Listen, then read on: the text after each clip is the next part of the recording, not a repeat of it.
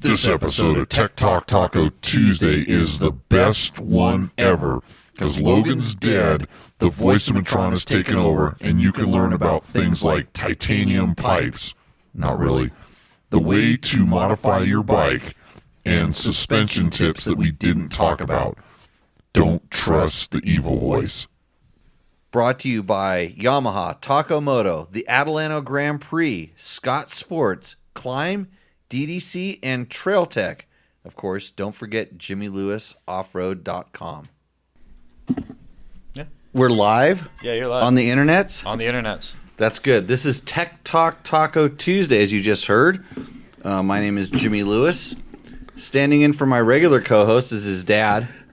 Hi, everybody. Jimmy Tyler here. Jimmy Tyler, because Logan cannot be with us because evidently he has COVID and he's dead. Yeah, I don't know about that, but Oh, he's down home digging a hole. I knew that. he's not digging ditches. I told him to go dig a hole for himself. Oh, okay, got it. So, welcome to the show where we talk about motorcycles and motorcycle-related products, specifically dirt bikes, because this is a dirtbiketest.com product. If you're not familiar with Dirt Bike Test, you don't know, well, you probably do know all the information you're missing out on, and that's why you're not looking at that, because you want to be uninformed. So we are here. This is Tuesday night. We don't have any tacos. We're going to have some tech, and we're going to talk. So that's what we're going to get through on this thing. Couple show notes. Number one, this show is brought to you by, can you guess? Yeah. Okay. Yeah. Yamaha, Taco Moto, Scott Goggles. Probably Scott everything, right? Scott Goggles. Scott Goggles. They have a lot of stuff. You can't. DDC, Climb, Trail Tech. And the Adelanto Grand Prix. Yeah, the Adelanto wine mixer. You know, if Logan was younger, you should have him race in the futures class. Oh. So yeah. They're taking, I wouldn't be the first dad to lie about a kid's age. I know that. Well, you don't have to lie about the age. Just put them on a mini bike, on a super mini. Oh, okay. Because the cool thing about this is they get to ride. So it's a 3-moto format. They do one that's like a mini Grand Prix. They do one that's more like a motocross, and then they do one that's a longer race, the full race. And the longer race, they get to race with the pros at the same time as the pros. Okay. And Ty Davis, who's promoting the race, does this because he wants to show everybody how fast some of these kids are. Some of these 85s are, right? Yeah, they really go pretty fast. Yeah, I mean, I know because I go to practice tracks every once in a while, and kids in the 80s are going ripping by you. So there is that, and it gives the kids an experience to see what it's like to do it like the pro guys. Yeah, yeah. So if you got a fast kid, send them to Adelanto. Take them. Actually, if you know somebody that has a fast kid, tell dad, because you know how mini bike dads are. Do you know how mini bike dads are? I'm not that guy, but yeah, I do know how they are. You're not that guy. I don't think I am. Okay, just checking because everybody that has a kid's a mini. You know, I technically am a mini bike. No longer a mini bike dad. Got to be honest. Thank God for that. I love full size bikes. Full size rider dad. God. So if you got a friend who's a mini bike dad, have him take their kid to Adelanto and put up or shut up. There you go. I mean, don't say it that way. Just encourage them to go there and let's see how the little man acts as a real man. Because that race will will show your mettle if there is such a thing. It's in a stadium too, right? They go into that part of that baseball. They go into that baseball stadium. They have a little stadium section. You know, that's always kind of cool for kids to feel like.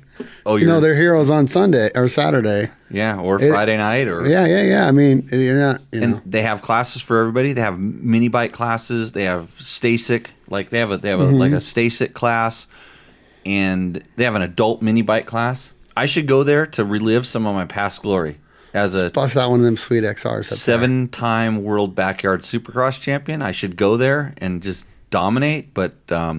There's probably some other fast mini bike adults. They don't stop coming, right?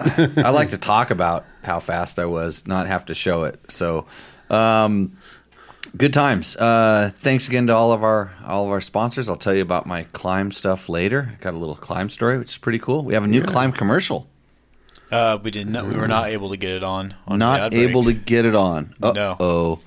Well, then we have to tell you that you can watch the new Climb commercial on YouTube, right? Yep. I can put a link to it in commercial. Okay. On YouTube. We'll put a link to it, and that's almost as good as you watching in a commercial break. But we have some new commercials, so you might want to stick around for commercials. Everybody hates commercials, but we try to have cool commercials on the show. Yeah, and they're actually fun to watch. And if you like Matt over here, Matt is the Jimmy Lewis Off-Road Training Beginner Rider Coach. And he helped me develop this Beginner Rider series. So if you know somebody who's looking to get into riding, before you try to teach them how to use the clutch and the brake and all a lot the of other stuff, wrong things, have them watch our Beginner Rider series of videos. It's not free because just like anything, if there's something really good, you got to pay for it. Unlike this show. But we'll give you a 10% off code. All you need to do is type in, and it's all small letters, Tech Talk 22. That's Tech Talk 22, all strung together for a 10% on our Beginner Rider series at www.jimmylewisoffroad.com. Go to where it says online training, and you can save like $3.95 or something like that. Mm-hmm. Good, it's a great deal, and it's in the chat if you're in the chat. And if you're wondering how to participate, watch the show, become part of the show. We love our regular viewers. You can go to YouTube's, Facebook's. Are we still streaming on Twitch? Do we still do that? Not really. I shut it off because Shut I it wanted off? to stream more Facebook channels. So we do some Facebook channels. That is how you can do this on a Tuesday night from 7 o'clock Pacific Standard Time till whenever we decide we're bored of listening to ourselves. out of tequila. Oh, speaking of that, I didn't reload. We didn't do a very good job last Pretty show. low tide over there. It's probably because your kid wasn't helping me out. I know. I mean, well, that's why he's sick, because he doesn't medicate. No, jeez. Kidding. Hence, not a mini bike, Dad. So, anyhow, yeah, that's all sponsors. Show up, support. These guys really do support the show. We like their products. We wouldn't talk about them if they thought it was junk. And yeah, good times. So, welcome to the show, Jimmy. Thank you for having me. Glad Happy you're to be here. sitting in. It's going to be strange for me because you do talk a little bit more than Logan, which I will get accustomed to, and I encourage it. Yeah, okay. Gives me a break, gives me a time to pour myself a tequila. Mm-hmm. Somebody needs that. Thanks, Matt, for being here. Yeah, always. It's a good time. He turns the lights on at about, I think 2 o'clock. The whole studio gets lit up. Making sure everything's working great. And as the resident poor person around here, I actually think about how much energy that uses. Like They from, look LED, though, so I'm doing okay. yeah. I think he's actually trying to warm the place up because I sure as hell don't run the heater around here. Yeah, I was going to say, it's probably cheaper. I mean, than look, the heater. you're wearing your long sleeves. I don't wear a jacket during the show because I want to, my sponsors. We have so much arm hair. It's Our- going our to keep we- you Our warm. weather turned. Well, that's for why I sure. have so much arm hair because Yeah. it's like the winter coat. Yeah. By the way, it grows on my face as well. I wish it would grow on the top of my head. So, wouldn't you like us to start talking about motorcycles and dirt bike products? I think John Jackson actually has a good question there. John Jackson, Yeah. what are your feelings on Yamaha introducing the Tenere World Raid bike in Europe, then pulling their factory support for rally? What are my feelings? I think it sucks that they're pulling out of the rally. I mean, just as a fan, but I Need totally more factories there. I totally understand it, and I know a little bit from maybe a little bit of insider position. I know a lot on why, and it's no big deal, but it was probably a decision that was made before this year happened. Oh, really? I mean, Interesting. it was probably these companies operate on budgets that are a little bit long term. It's not Sure, just yeah, like yeah, everybody's yeah. going, why do they pull out? Well, if you saw the results they had last year, like why spend money showing to do that. Yeah, that's a good point. not very good durability at the time, and But the budget was set for 2022. probably way before that. At least the Dakar part of it. 2022 happened, and it's unfortunate. But they also knew, you think they just released this Tenere World Raid bike. and they probably want to spend some marketing budget. They're also spending money on racing their UTV in Dakar. The what is it? YTZ, YFZ, YXT. I don't know. It's YFZ. I think it's 1,000. YZF. Yeah. I don't know. So I think they're going to continue to support that program. And Yamaha France has a long history in Dakar, and doesn't mean that maybe after this year that they're going to look at in the future or however it works. So I do not know when this bike is going to show up in the USA. I always say if it's a Yamaha thing that you see over in Europe that's designed and kind of pushed by Yamaha Europe, it may never show up, which they make a lot of bikes that you don't get here because you just don't. They don't feel the market's right excuse me, ripe for it. And then it may show up 1 year after when they know that that's a hit. When the marketing and product planning in the United States decides that it's time for that. Just like they must have decided it was time for pure performance and exhilarating power with a full line of Yamaha YZ 2-stroke bikes. Visit YamahaMotorsports.com today to explore what's new for 2022. I'm going to cut it short at that time. Yeah. And I hit the Husaberg bell on accident. The Berg with my button wrist. went off. Well, they're it's both the blue bike. They're both blue. Yeah. Yeah, both blue. So those lights are kept on by that. So, Jesse, finish your sentences.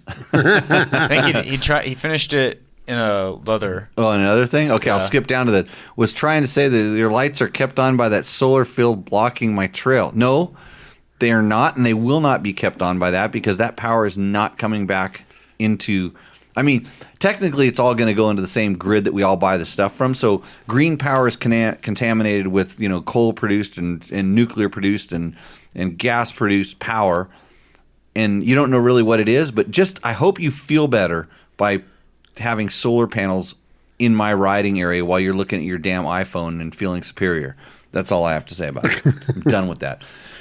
Robert Foster says, what are your top 3 picks for this weekend in Arlington? What's happening this weekend in Arlington? Tomac, and probably Tomac. Is that Supercross racing? Yeah. It's a triple crown. Okay, that's strike one, Jimmy. We don't talk about racing on this show. This is about product. Why don't we just yell at Robert for that? Okay.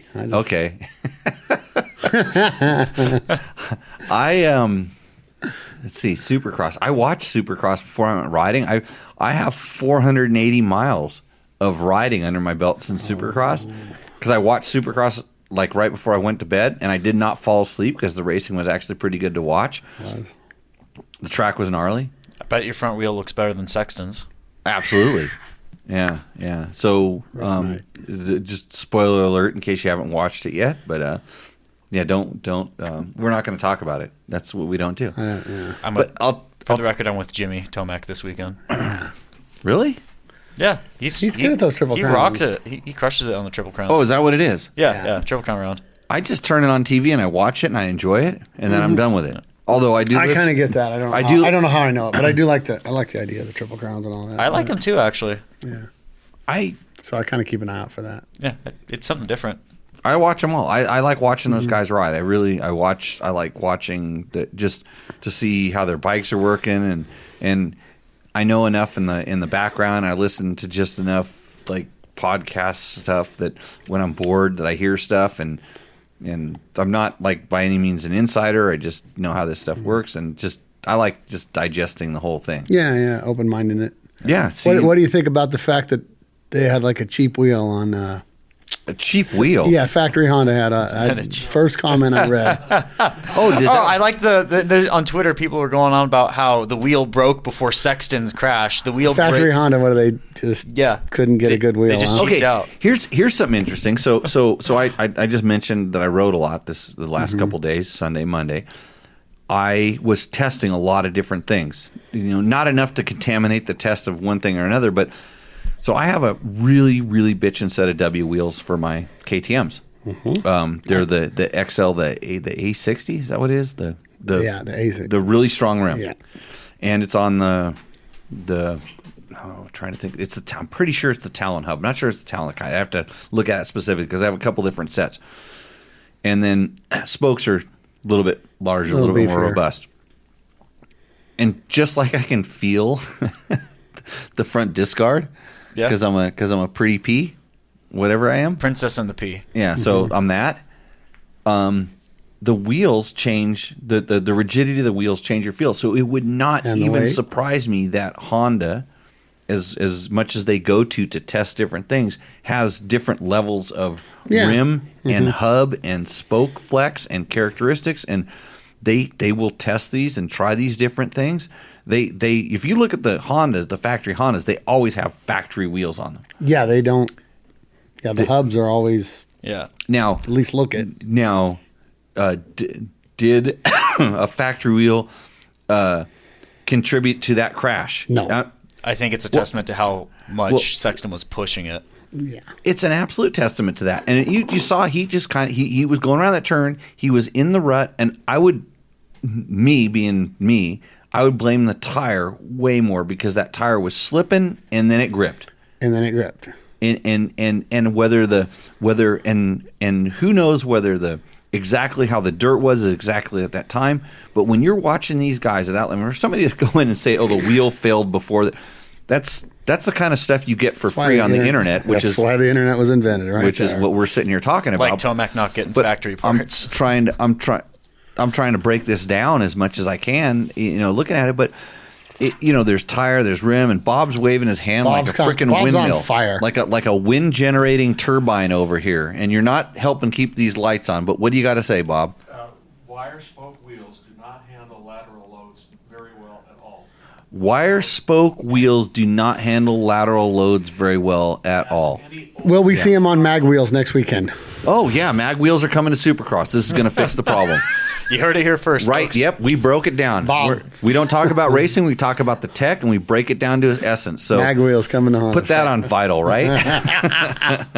Great, Bob. Thanks for bringing that up. Mag wheels are coming to Supercross via Bob. Composite mag wheels too, because they'd be even stronger in certain directions, but way weaker in other ones.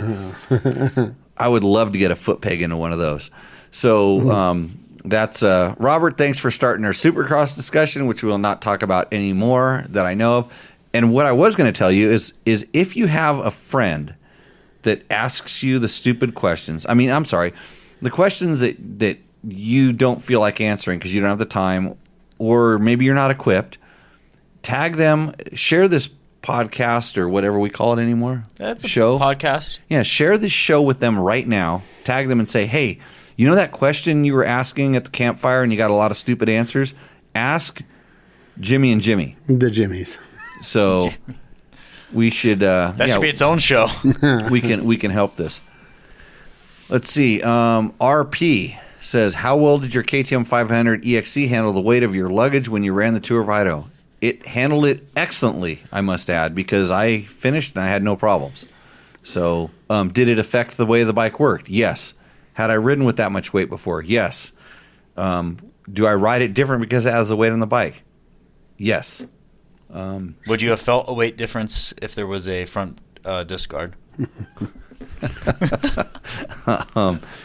I didn't have a front disc guard on my bike. It might have actually helped balance the bike out. Oh. Yeah, it might have helped, with that little extra weight on the front end. Breaking news, Jimmy's doing a 180. I'm not. We rode through some rocks on this ride that I did that, most people would probably think you needed a disc guard for. I didn't have one. So, yeah, Connor, you're correct. This show does not talk about racing unless we're talking about the tech. But you want to know my picks? What are my picks?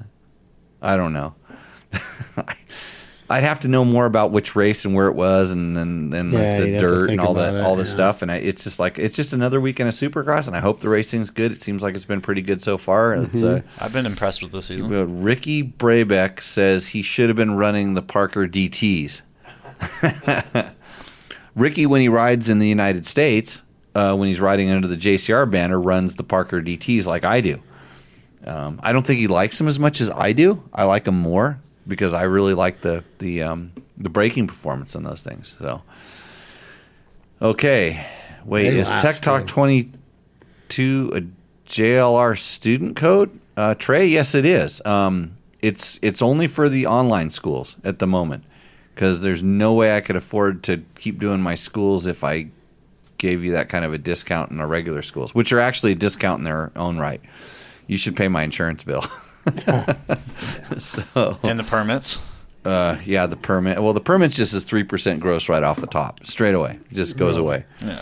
So we're working on this. And the other thing about the advice we give here, if I don't have the answer, I will tell you I don't know. I don't have the answer. We can guess a little bit about it, but we'll say that they're guesses or educated guesses. But we do have experts in the show, and I'd like to bring experts up. Chris Reel is in the chat, and so if you have oil-related questions, we can turn to an expert that will help guide me when I just say, you know what I like to say about oil? Matt? As long as it's in the bike, you're fine. That's right. Yep. Have some in the bike. That's the best oil to have is some in the bike. So, Curly says, if he says yes, he is lying. Are you talking to, was it your wife that called me the P? The pretty P? I felt the discard. I know I did. And we talked about that in the last show. Why we thought I did. Because, then actually it was Chris that sent me the weights of a bunch of different discards, and it was definitely no more than putting a really heavy tire on the bike, but it's not spinning like a tire does, and that makes a bigger difference. So, Right. What does Jesse want to know? Jimmy, that's your cue. Oh, I'll say it. Jesse Gent, got a tech question already. Bought and installed a Boysen Super Cooler for my KTM 350 EXCF. That's the dual sport, right? Mm-hmm. Rode Rocky Gap this weekend. Always a local. Seems like my bike still got hot and the fan kicked on as much as before. You got to go through there pretty fast not to kick on a fan, right? Right. And the bike got stall happy. Second question, if it feels like my back tire is spinning on the rock. Oh, yeah, let's handle the first question. Yeah, okay. Okay, so interesting. I had done a very extensive test on the Boysen Super Cooler on a KTM 350. So I will tell you, if you put only the Boysen Super Cooler on your bike, you will see 99.9% absolutely no change whatsoever in the cooling performance of your motorcycle.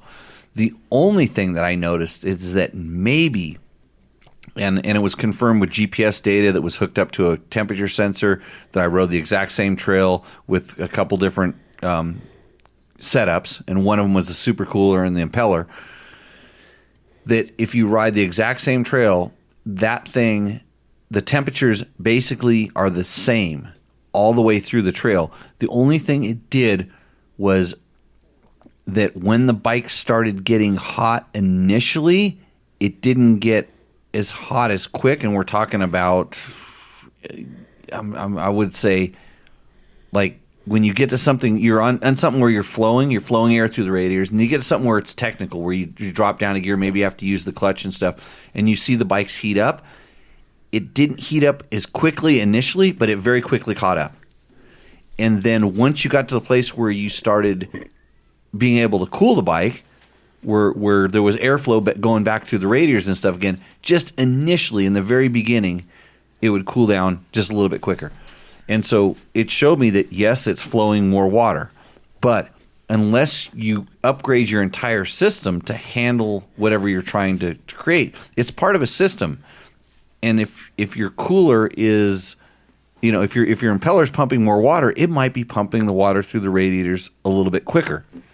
And then eventually the radiators catch right back up and they get too hot, and then they start performing as they will. And it doesn't matter how fast you're flowing the water through there, in general, in the grand scheme of things. So it's all part of a system. But I will tell you, Jesse. Oh wait, I think let's go into part of question number 2. It ties into this. Second question: if it feels like my back tire is spinning on the rocks, but it really is not. Is it actually my clutch plates slipping? Just thinking something is getting overheated somewhere. Yes. Ding, ding, so ding. So ding ding exactly. This is a catcher. I would bet more than I'm willing to lose that the majority of the heat that's causing the problem in your motorcycle is generated from the clutch.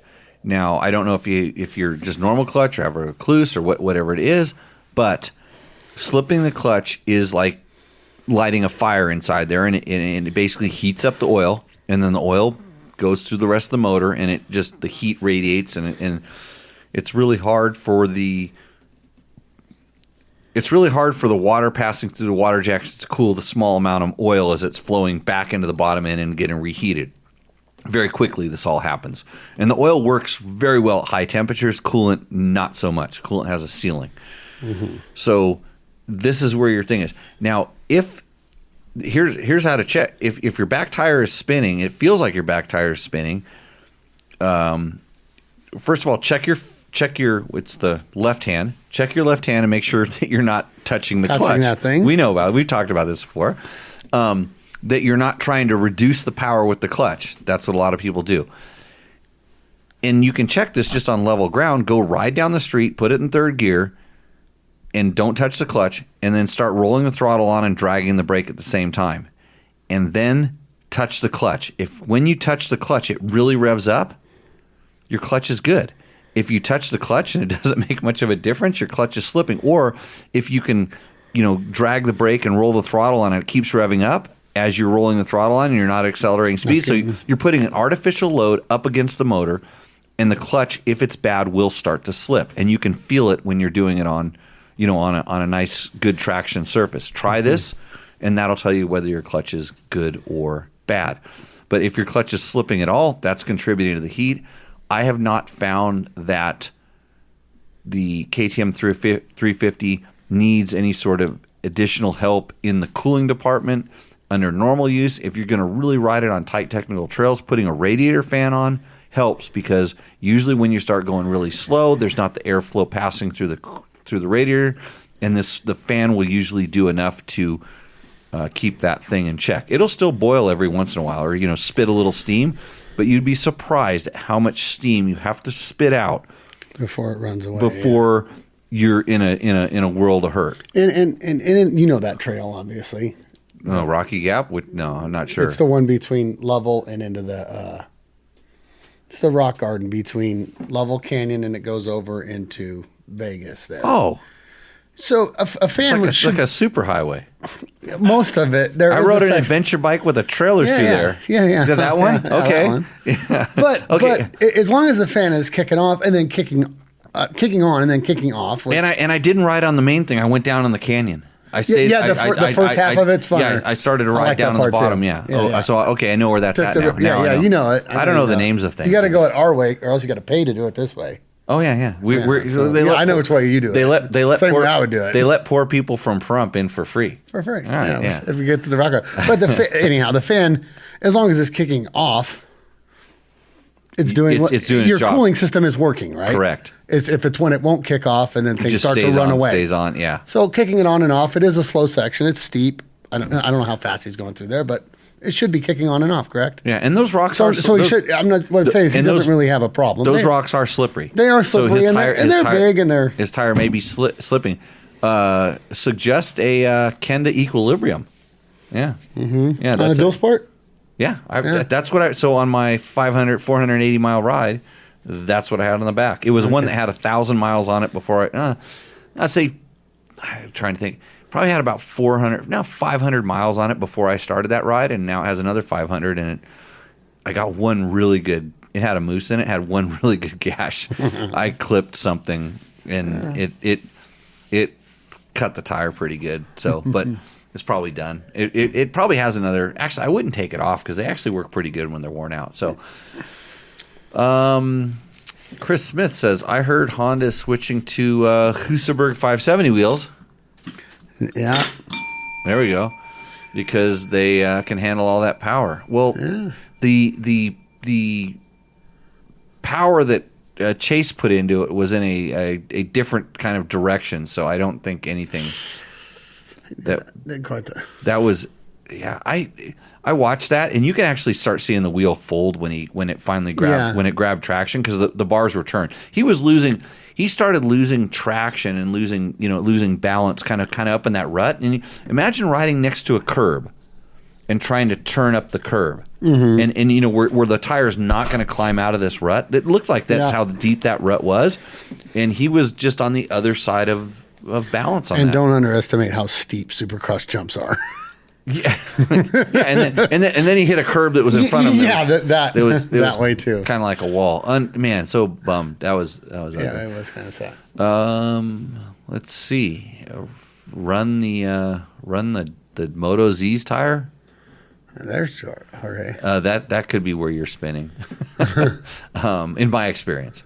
So, Trey says, fair enough. He'll see me in a few weeks. Oh, he's a student that was looking for the last minute discount. Yeah. Good for him. I mean, I'm a bargain. Look at he's a street back racer too. I'm a bargain shopper. Yeah, based on the photo. Well, yeah. Those guys are fun to watch learn. Yeah, because I kind of like watching them. They start out on the other side of the motorcycle. We put them on top of it. They almost always get my most improved player. Yeah, they do. Well, it means nothing because I'm nobody. Well, you get to talk to students next time. You've been approved. Can I give out a most improved player trophy? Which will be nothing, but maybe a beer. It's just a George sticker. A George. Oh yeah, we'll get him a Jorge graphics kit. The George sticker is like the tag of shame. It's like you got. Why do I got him on everything? Well, it's like I said. I get it. Oh, I get it. You don't see him on my stuff, do you? No. Well, I have some full graphics. You get a full graphics kit, but you paid the entry. So, Daniel C mentions the wrong oil can ruin wet clutches. That is absolutely correct. And Jamie Schomburger says, thoughts on the new T7 Raid? I really want to ride one. I think that it's funny because I looked at it and some of the things I complained about, which were fuel range, number one. Mm-hmm. I think that's one of the only things I complain about it. Is it a new platform or is it just like a new version? I think it's the same one. They just added some things to it. Yeah, but... And it has better suspension. And if they improve the suspension they have, that's just upward trajectory. That's better. Icing. And it's because it's not bad. So those two things are the things that stick out to me. I guess it gets some more digital features. You can connect your phone to it. And we talked about this in last week's show. Yeah, I heard that. But I think I'd like to ride one. I'd like to have one probably. Paul Torres has been coming out with a new T7 Raid video. I'm sure it will be epic. It'll be ridiculous. Yeah, that's that dude. It's everything you don't want to do on an adventure bike, but you think you could. He makes it look pretty easy. Yeah. So, here we go. Victor. What does Victor want to know? If I go a little bigger in my piston, 2-stroke engine, do I have to lean the carb and change the pilot and main jets? Currently have a 55 pilot and a 170 main. Should I go to a 50, 178? What bike? It's kind of, in my experience, if you're going to go like a bigger bore, I don't know if he's actually doing. I think he said a little bit bigger, so I don't think he means he's like taking a 250 to a 300 or a 125 to a 144. I think he's talking about like an oversized piston. Just an oversize? That's what I would call a little bit bigger piston. No, I wouldn't change it. If your jetting was good when you took it out, even with those other kits, I always start with what was in there. If I know it was good, I don't just arbitrarily, boost it because unless somebody gives me a jetting spec that I trust. Yeah, the manufacturer recommends doing this, then I'll say, okay, I'll do this. And a lot of times. Yeah, and he is an oversized, not a big bore. Okay, so don't worry about this. Just put if it was running good before. And Victor's a CR 500 guy, by the way. Oh, yeah. Oh, boy. Actually, he is probably hoarding CR 500s. Knowing Victor, he's probably collecting them. Yeah, he's probably not in a bad idea for that. If for financially. And George throws in raise the needle one. So anyways, if it's running good before you took it apart and you're not doing major modifications, put it back together that way. I know some people that would bump a main jet size or something and break in and all these different things, but I never did. I just put them back together and it was running good. I'm just careful when I ride it, to see, hey, did something change? Did it change it? And I've had bikes that maybe I rode a little bit too long, and this was back in the old days on my YZ125s, where I'd made some jetting changes, and then I freshened it up, and all of a sudden it's like, whoa, this is... That's what I was going to say. Would freshening it up would probably change that more than obviously higher And I want to say that compression. That when I freshened them up, I needed to... Let me think about this. This is going to take a little brain power here to remember what did I do to them, and then because I had this old... If anything, more fuel probably. I had this old 86 YZ125, and I just used... That was my kind of practice bike, and I remember I used to let it go for a long time, and then I'd freshen up, and I had to change the jetting, and I'm trying to remember... I want to say that I richened it up. It would run rich when the ring started getting worn and the piston was worn. Yeah. And then I would have to lean it out, and then I would richen it back up. That's kind of what I would ride it and go, guess. man, this thing's lean. I don't want to blow it up, and I'd richen it back up. So, yes. Victor TW, you're picking on the wrong guy. If you start picking on Victor, you're saying he rides a tuk-tuk. Tuk-tuk. Yeah. He'll show you some of that Mexican ingenuity.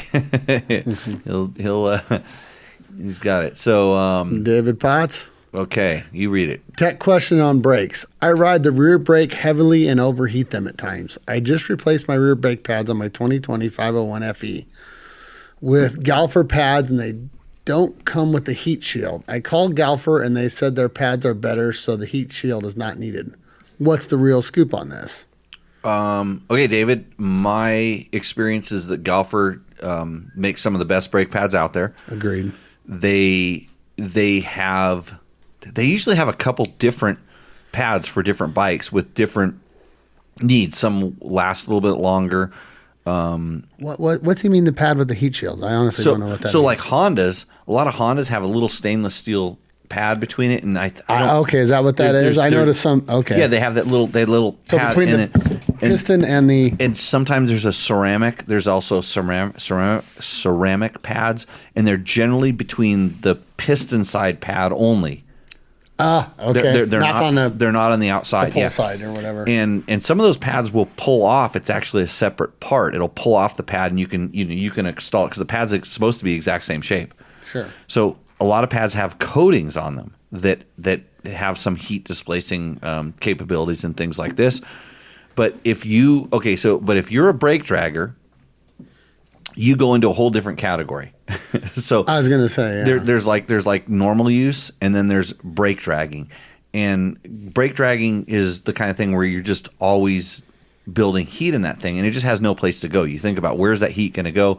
Once the rotor heats up, once the pads start heat up, it starts getting into the caliper, it starts getting into the fluid, and this is the problem. When it gets in the fluid, that's when it's a problem. So the interesting thing is their EBC makes a brake pad specifically for brake draggers. They're red, and it's kind of funny. EBC red, yeah. And I don't like them either, but they're freaking horrible for me. Thank you. Okay, they're horrible for somebody who doesn't, because they need to be very hot before they're like an on-off switch when they're cold. I think they're the most money you can spend on a pad too. Dude, EBCs. I thought they were inexpensive. Oh, maybe I'm wrong on that. Yeah, I think they're this. I didn't like them though. I see them on a lot of used bikes I buy, or just a lot of clients that come here. I see them and I'm like, I especially when I see them on the front, because I have not known too many front brake draggers. In road racing there is, but so I've seen them on the front of bikes and I'm like, they stand out. I'm like, why'd you get that? And it's like, well, that's what the dealer sold me. And either the dealer didn't know, or you didn't. It was the cheapest one, or maybe they said these last forever. Which, by the way, if you don't drag your brake, these pads will last forever, and they could potentially wear your rotor out, depending on your brand. And all this other stuff. So they make brake pads for this. I don't believe Galfer makes. I think they make a harder one, but I don't believe that they actually make one that is a quote brake dragger type of thing. If you're really dragging the brakes and you don't want to stop. And by the way, if you're dragging the rear brake, it's slowing you down. And nobody wants to be a slow rider. I can teach you how to stop doing that and why it doesn't work. But that's a subject for a better rider podcast. Yeah. Live on Spotify, Google, Apple Podcasts, YouTube. Everybody thinks Matt doesn't work, but he works really hard making my life the man behind the scenes easier. And Bob's waving his hand like the windmills. There's a companies in Europe that make ceramic brake cups. So Piston cups for motorcycles. okay, so And if that would help really fix that. a A ceramic, ceramic brake cup because it versus wouldn't- a steel one or whatever. it wouldn't conduct the heat as well and put it into the Hardly at all compared to conventional metal. to the conventional metal ones. If you want to go, but there's definitely some options out there. But I think as far as brake pads go, Galfers are kind of my go-to, especially if I want to alter the feel of the brakes. Like if I think they're too grabby, sometimes so for me, KTM brakes are typically the we'll call it either the strongest or the grabbiest. It depends on what you ride all the time. And I remember that I could go from if I wasn't riding KTMs all the time and I started getting used to a Honda or Yamaha brakes, which were both very good in different ways, I would say Yamahas would be the least grabby, the least strong. Hondas were usually the standard. They were like right down the middle, great feel, great strength. And KTMs were Or bitey. high strength, a little bit grabby. And so if I had to switch from, if I'd been riding a Honda, I went to a KTM and I wanted to, like I was going to race it or something like that, I would actually go to the Galfer pads because they had a we'll call it a more consistent feel. I didn't lose any of the strength, but I didn't have as much bite. And this is, I don't know how the regular guy would ever know this unless they got a chance to test it.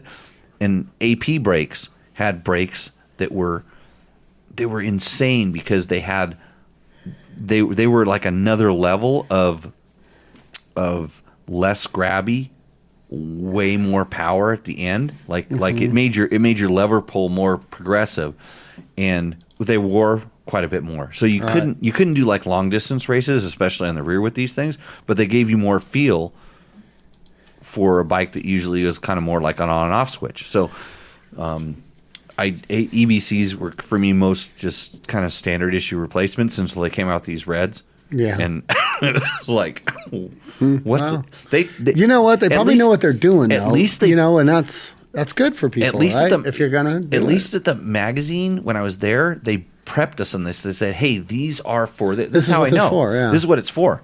And they told us what they designed good. them for. I like And- that thinking. And because they were having a problem with like at GNCCs, the guys that would smoke their brakes halfway through a 3-hour race. And they're like, we design these so they work. And you go to a GNCC or even a National Enduro and listen to these guys. Actually, go sit in the pits at a National Enduro. And what's the first thing they change when the riders come in? Rear brake pads. So, or at least the last time I was at one, that's what. All right. So, okay. We're getting questions galore. I thought I know. I thought it was going to be a Well, we have a lot of YouTube and Facebook questions we need to get to. okay. as We're going well. to get to those. We're going to do the next 5 here. All right. And then we're going Let's to the do- let's going to the split it sheets. up. Okay. Jesse Gent again. What's your opinion on replacing all my stock radiator hoses with Samco hoses and removing the thermostat?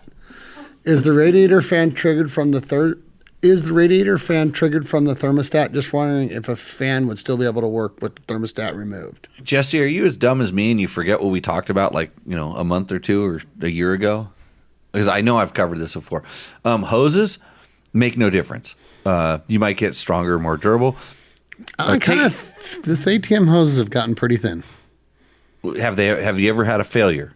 That Yeah, I have, wasn't but, that yeah. wasn't That was induced like, by no, a stick no, or a no. crash. No. Okay, so that's outside the scope. I mean, Sure, but they have to have some sort of durability, of course. But they've Right. gotten thinner over the years. They are. I haven't noticed this, but then again, I haven't had to pull any KTM's apart to verify this. My 300 is not going to ever come apart Mine's are because that's the newest one I have. So the to kind of step back, taking the thermostat out is a little bit of a risk reward thing. It's not going to you're going to take something out that you think could be impeding the flow of water, but if it's performing properly, it's impeding the flow of water to keep your temperature at the right temperature. So do you take the thermostat out of your car? No.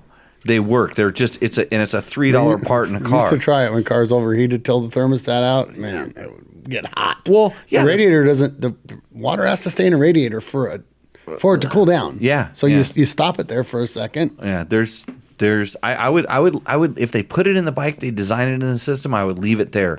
So No, I wouldn't change it. I know race bikes don't have these, but then again, race bikes are supposed to be running at a high RPM, optimum temp premium, and you warm them up, and they expect you to. So that's the answer. Next one. What does Beef want to know? Beef Moto. Beef Moto. Late to the party. Who's Shorty going to ride with? Needs to see him back in the car. Shorty's going to ride with me. Let's do it, guys. The factory Husaberg team. You haven't heard of this yet. Yeah. We're gonna buy some 450 stickers for it to get around the tech. We're gonna have a 570. It's gonna have 450 stickers on it. It's already designed like a rally bike. You know, it's got the throttle body where it needs to be. Gas tanks and all sorts of weird spots. Yeah. So yeah. What else do you want than want a rally bike? That's where he's gonna be at. They put gas tanks in weird spots on those things. And then Chris gives very sage advice. Dave, if you overheat your brakes often, change out the fluid often. If it looks dark, change it. That's a great idea. That's good, solid advice. Yep. Oh, and George replied to somebody, is the answer incorrect? It should start with, please take one of my stickers and... Replying to George Gent. If I'm of the opinion that coolant needs to be spend some time in the radiator to cool, that's kind of what I said. I had a friend take it out of the track bike. And yeah, same thing I said. Yeah. It needs to slow down into the radiator, or else the radiator is what cools it. Nothing else, right? It's all part of the system. But I mean, the only time that coolant's getting any cooler is when it's in the radiator. Yeah, and when you a lot of times if you put bigger radiators on, you know, they just put large increased flow radiators and stuff like that, and then the bike runs too cool. Doesn't run at the right temperature. If there's anything you know about fuel injection, it does kind of like its right temperatures. Well, it's like a perfectly jetted bike. It runs perfectly. It likes its perfect right temperatures. Yeah. Yeah. Next, maybe Victor. Sure. Make sure the slider pins are lubed on your calipers. That's good advice too. It is, yeah. Yep. Keep the drag down, especially for a brake dragger. Yeah, for a brake dragger, it'll cook the grease on the pins. Yep. Would you say you did say that kind of Yamahas and KTM's are kind of that opposite spectrums? Would you say those they've all kind of getting closer to meeting in the middle these days? Oh, absolutely. So would I. I've noticed that too. Yeah. Like, I mean, I'm going from a history of starting to test bikes back in 1986. So there was a big difference. KTM's were a little too jabby. Would you say that? Hey, and my Yamaha had a drum brake. Well, we know that isn't no good. So actually, who were we talking about drum brakes? Was it you? Me. I was showing you the little arrow on the lever thing that shows when the pad, wear indicator on the thing, because you can't see inside of it. No. Some people never take their wheels off. So, yeah. I've often wondered why they still put them on some of the cheaper bikes. They look more expensive to make. Listen to this. John Griffin says on his Baja bike, he put the heat shield off a Yamaha pad and installed it on their Galfer pads. So I'm telling John, you need to get those brake draggers off your team and get some real riders on there, because touching that rear brake slows you down. Every racer should know this. Rear brake slows you down, and you don't want to go slow. Mm-hmm. Use your rear brake for control. Front brake for slowing down. Okay, let's get on to these questions here. Don't forget that discount code if you're a beginner rider, and of course there's no beginner riders on this show that watch the show. But if they want to teach a beginner rider. Right, if you want to teach a beginner rider, then you should go to jimmylewisoffroad.com and check on our have them, because you don't even want to get caught dead there. If you're looking at that and like someone looks over your shoulder, you close out the browser as if you're looking at porn. You do not want anybody to see this, but tell them to go to www.jimmylewisoffroad.com, go to the online courses, use Tech Talk 22 as the code to save. Right. And you can give these as a gift. Gift too. Yeah. Gift away. Gift them. Stocking stuffers, man. Virtual stocking stuffers. Yeah. Our first question is from Bryce. Hey guys, love the show. Just wanted to grab your thoughts on stainless steel expansion chambers. Cheers. Whoa. Believe it or not, I've tested this before. I've tested stainless steel expansion chambers and aluminum expansion chambers. There was a guy, he was big in the jet ski industry, and he was, I think it was called Factory Pipe. And the guy still, he was a well-known two-stroke pipe guy. And but I don't know I wonder where the stainless one came from. But good God, did it sound weird. Oh, really? It actually sounded quite a bit different. These were cone pipes. I was gonna guess. Yeah, it was a cone pipe. Nobody production made one, right? There were stamped aluminum I mean- ones. There were some stamped aluminum ones I wrote, but they changed the character of the bike and not in a good way. and I don't know, that it just wasn't. And it was a small thing. It was. You had to, you could feel it though. It was we tried changing jetting to see if it changed it, and it didn't. It was just, it just like any pipe, especially on a 2-stroke, you put them on the bike and they would actually alter the way that the bike, felt power wise. And there was so much to do with the sound, like we all hear 4-strokes and more sound, and you feel there was definitely some of that going on there. The resonation, the way it sounded, the way it resonates. But and I think it had something to do, especially on the 2-stroke, with the way it held heat. I don't know that I don't know this for a fact. I don't remember it that well.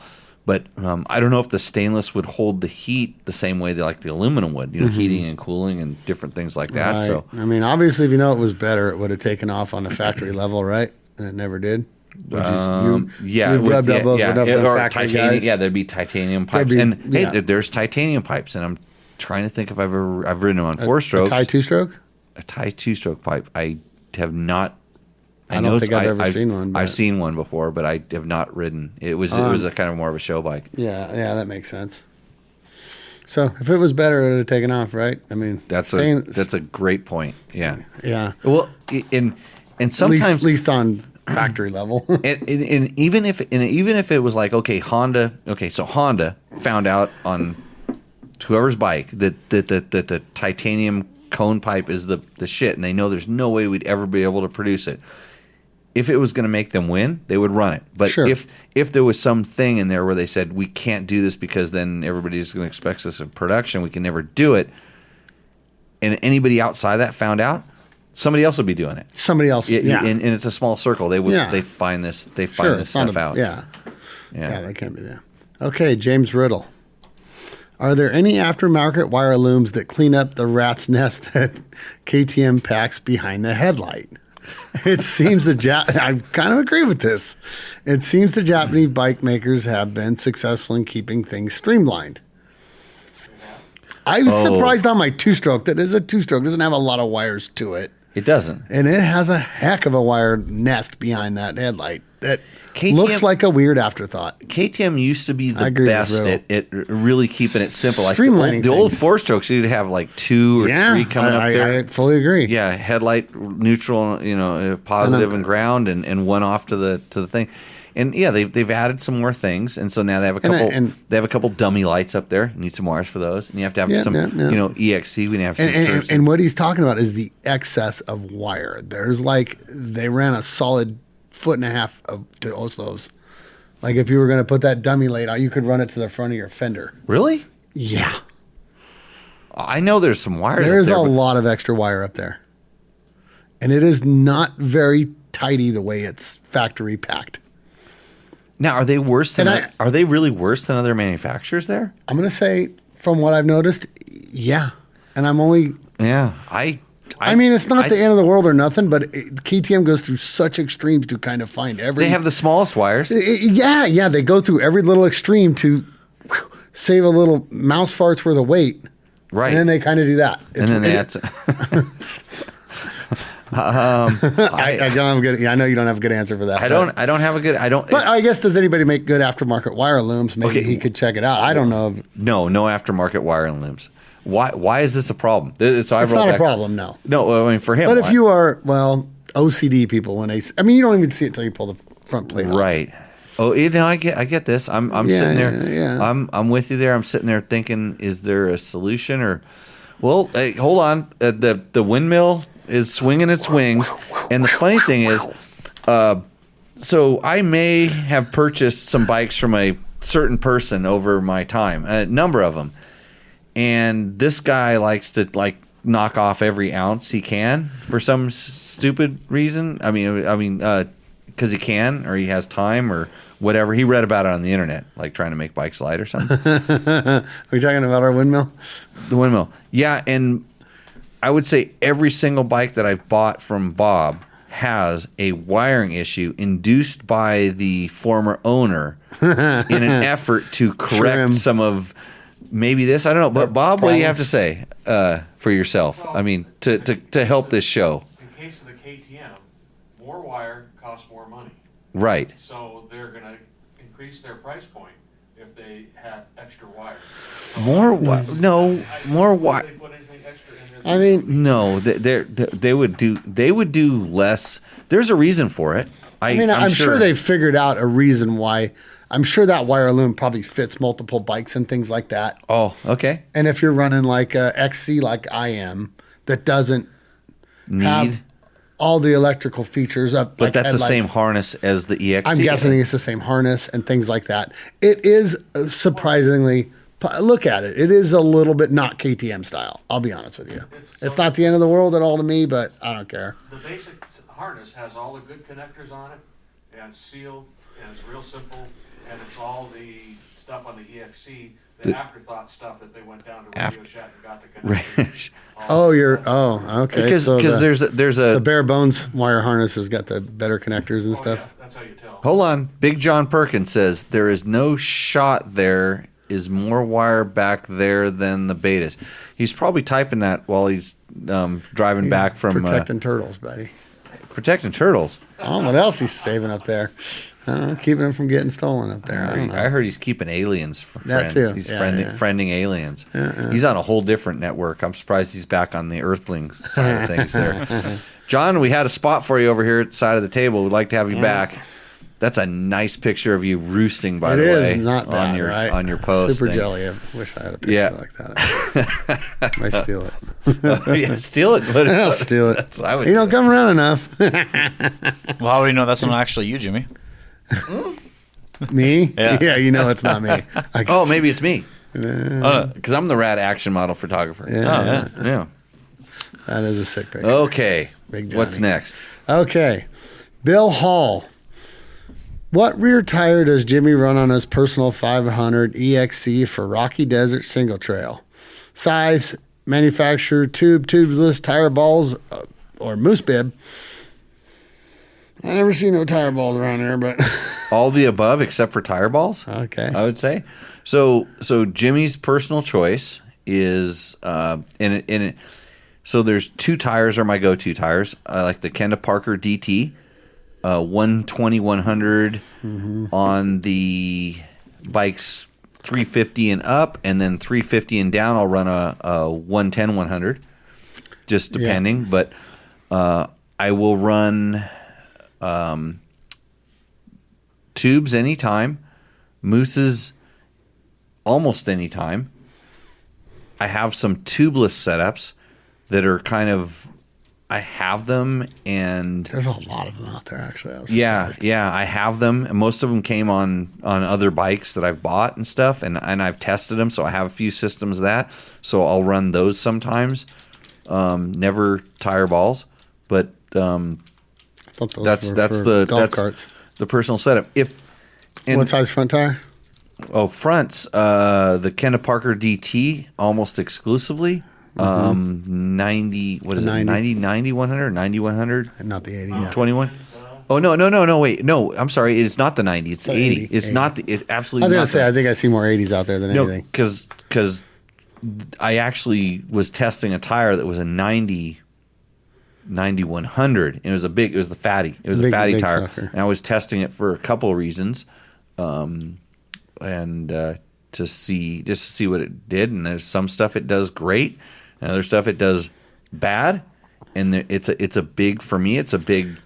I really like this, and I really don't like this. So I'd rather have something a little bit more down the middle. And the 80 on the Parker looks a little bit bigger than your average 80 to me, but Yeah, that's just me. it's a little. I think it's a little. Is it a? To me, it looks like a little little bit wider, bit. Yeah, a little. I want to say a little bit smaller.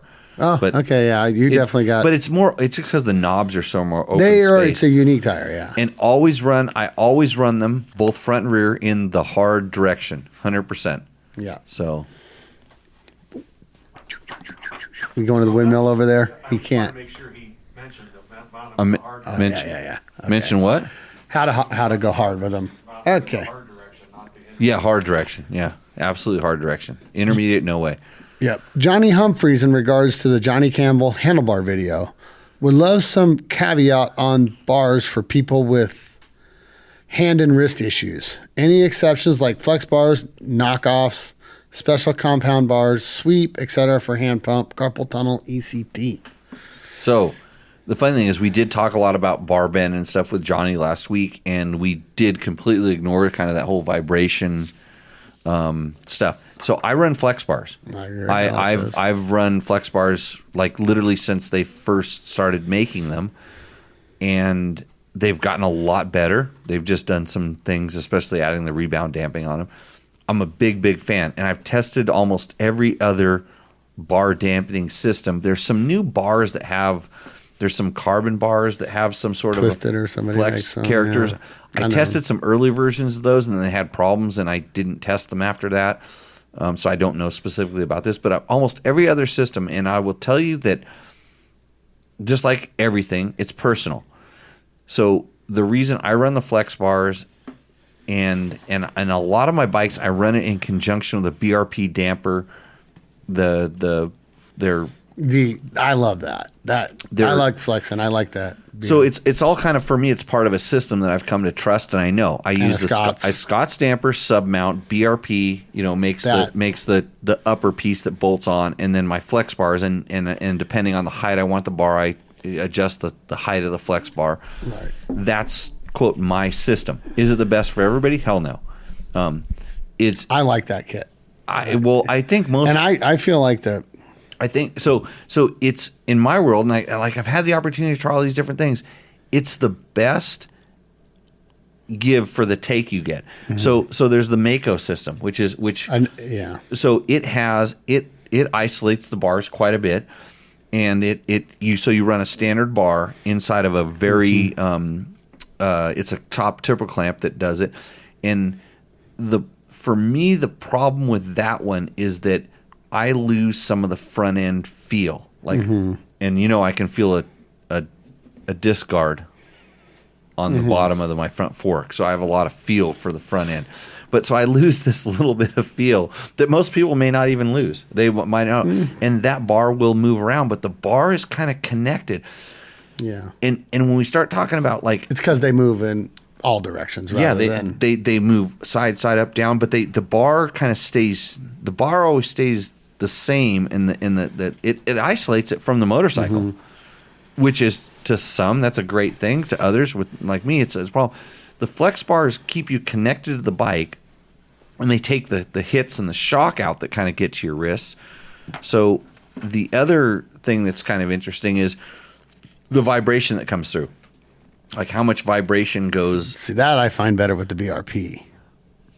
Right. So I don't think the flex bar cuts the vibration down very much. It does a little bit, not very much. And so that's why I use them in conjunction. Although it does take some out, the vibration doesn't bother me. And on the BRP, it depends on which mounts you have, which color elastomers you have on, which vibration gets transmitted back up to the bike. Yep. So it's funny because I was riding my newer, to me, 2019, no, 18. What year was your bike? 19? 18? 18? Your 19? 300, it's a 19. No, my 500. Oh. Maybe it was a 17. I don't know. It was a newer. So I'm off the old 2014, and I'm up to the newer one. And I don't like this bike as much as my older ones. I don't like the transmission ratios. First gear's too high, sixth gear's too low. So the box got a little bit closer. They're too tight. And then vibration at the RPM that I ride, this lower RPM, it's more. So when I'm cruising down the road, especially at like kind of we'll call it the legal speed limits, the 61 to 60, the vibration is bad on that bike compared to my old one. My old one will go that speed and it doesn't vibrate at all. So I'm going to go from the red elastomers to the blue elastomers. I'm going to try this because I on want to the- get on the BRP. on that Not the particular Flex. bike, on that the BRP, on that, because the Flex doesn't change, the vibration doesn't change with the elastomers. Vibration remains kind of constant. But you can also put bar ends in the Flex bars. You know, they actually Flex, Fast Company makes bar ends that, vibration dampers go into your gobble bars. vibration, yep. There's all different ways you can do this, and it really depends on what you're trying to, go. But I know what cured the best for me was taking your class, because I got a handful of metal, and this hand does it vibes it goes numb easy. I was not even going to go there. Well, and you don't really know this because you know how to do it right. You know what I'm saying? Oh, I'm loving it. Just stroke the ego. Come on, keep going. I'm not. I'm trying to do that, but I'm like, Yeah. I did have vibration problems with this. I got a lot of hardware in it, Because you were hanging on too hard. and a lot of other things. But yeah. I was using a lot too much weight on my hands, etc. Yeah. And I had all the anti-vibe stuff in the world, and now you see my bike. It's pretty much, the handlebars are just the way they come. I don't need any of it anymore, and my hand doesn't go numb. Right. Hope that sound doesn't last the whole show, right? No, that just started. Yeah. I don't know what you're talking about on here. No, we hear- One of the Jimmys touched something. Yeah, somebody. That would have been me, evidently. You know me. Who knows? Drinking Yeah, apple hold juice on a over second. Jimmy, quit touching the buttons. there. Satan just showed up. Yeah, he's trying to keep us in check here. Had to do that, right? George At least once. George took it away from me last show. Oh, he wanted it all for himself. I know, he wouldn't. All for himself. Like I couldn't. I tried to bait him to try to get that back. Next question. All right. Ollie Give us Christopher. the next question. This is from good old Ollie Christopher. Electric water pumps and Supercross. LOL. How about these goofballs take the money for the electric water pump and take your class instead? Oh man, this is like Go, Ollie. we're doubling up on the good. Time for to close the show down or school. something. Yeah. No, I didn't We mean should to just do call all it that. the, I didn't want to start something, but here we go. Jimmy Lewis buy me a taco by coming to my class show. Yeah, good. it's the Better Rider Tech Talk crossover. Well, I'm obviously, I really, when we talk about all this stuff, whatever we're talking about, all these different things, there's a certain amount like rider, and there's a certain amount like equipment, and until you're at a certain level as a rider, your equipment doesn't make much difference. It's amazing when I can take a guy off of a gal, either one, off of, let's just say, a competition bike. Like they got a YZ250 to go trail riding on, and they're just struggling. And we put them on a CRF 230, and all of a sudden, they can do all the things because the equipment, the vehicle, it matches their skill. It's not overwhelming, intimidating.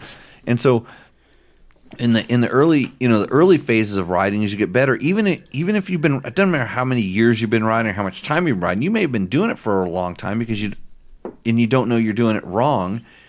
But having a bike that you can manipulate, I always tell kids, stay on a 125. Stay on the small bike for a while. Learn to harness what that thing has and get the most out of it before you move up to the next thing. And I see this a lot of times, especially when you all of a sudden you have the financial means to just go and buy all this stuff, and you don't realize that the manufacturer spent a lot of time developing and designing the bike to work for the average guy, and you're kind of more like the average guy. You're not at the level that everybody thinks they are, where they buy all this extra stuff. I notice a lot of extra protection being put on bikes that don't get scratched. And I mean, they got protectors for stuff that I don't even know you can hurt. It's just like the trucks you see going down the road with every off-road overlanding. They want thing. black swing arms and to look like not everybody else's swing arm. Yeah, Is that what you're saying? They have all the stuff known to man, and it's never going to turn off the dirt road. They got the max tracks, and they're never going to drive in sand. This kind of thing, but it's the same thing with, like, I sometimes I stand back and I'm trying to be like an expert here and not like pontificate, but like just kind of know your size, figure out what you're really working on when you start asking, really deciding which direction to go. Are you getting the most out of what you have before you need?